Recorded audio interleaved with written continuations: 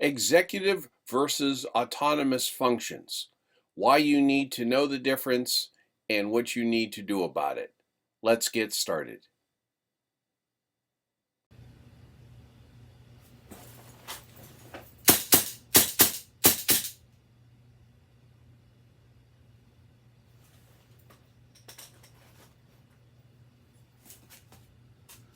Hey everyone, welcome to the Armed Citizen channel, where I talk about all the things that I wish someone had told me about when I first strapped up some 30 years ago.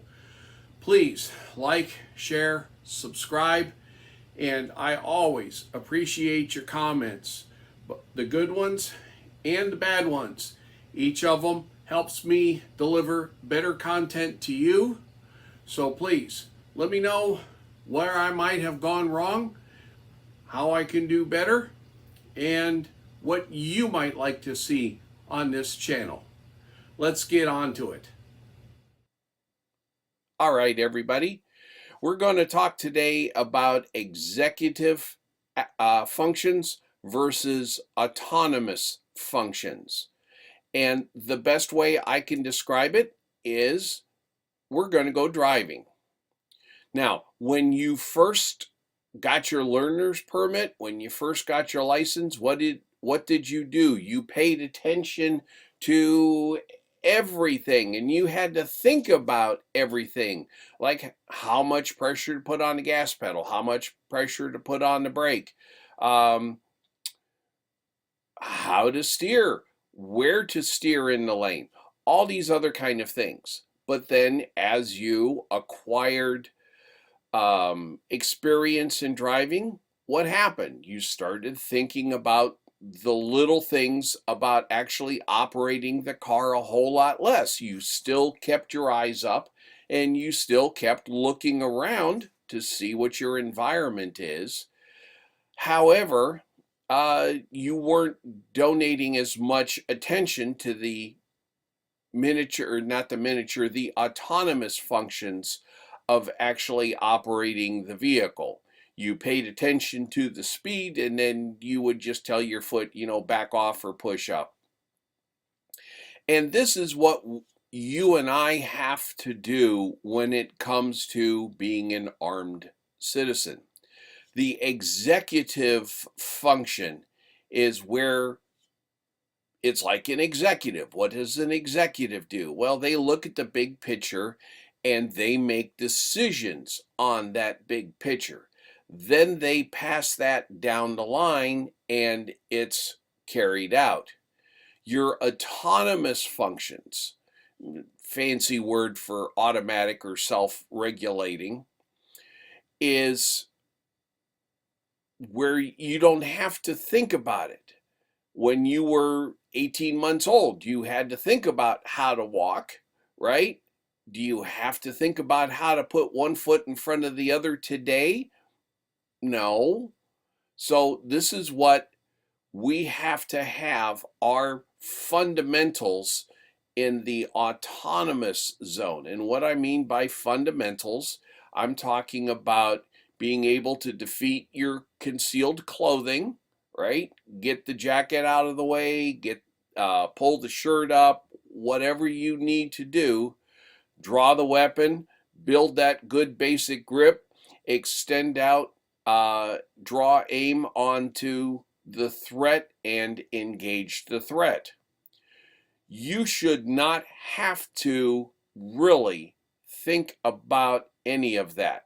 You should be looking at, okay, say you walk into a store and there's a robbery going on. There is a guy, he's got a gun on the cashier, his back is to you.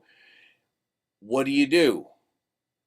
Well, the first thing is you want to decide, where do I have cover or concealment?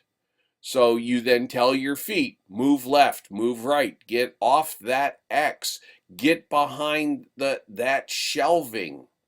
You then draw and aim at your threat, which is the other guy with the gun, and then you yell your commands, right? Don't move, drop the weapon, Let me see your hands. And if he starts turning towards you, then you engage the threat. And you shouldn't have to be thinking about where you're pointing or how to pull that trigger. You are paying attention to your target. You are paying attention to that threat and engaging it appropriately. Let your mind do the executive decision making. Have it make those decisions, pass it to your autonomous functions, and your autonomous functions will carry it out. The more you practice your fundamentals, drawing, aiming, pulling the trigger without significantly deviating to sights, this is what you need to make totally anonymous. Your brain has assigned a target, and you're saying to your body, Mozambique, target 1. Bam, bam, bam. All done. So it's just a really basic autonomous thing that you should be doing. Always leave your executive functions up, because while you're engaging that target, you also have to be looking around. You also have to stay moving. And which way do you move? Well, you want to move. If he starts turning toward the left to engage you, what do you want to do? You want to actually move to the right. So he has to turn farther to get pointed at you. You also have to be on the lookout. Is there a +1? Is there a second bad guy in the store?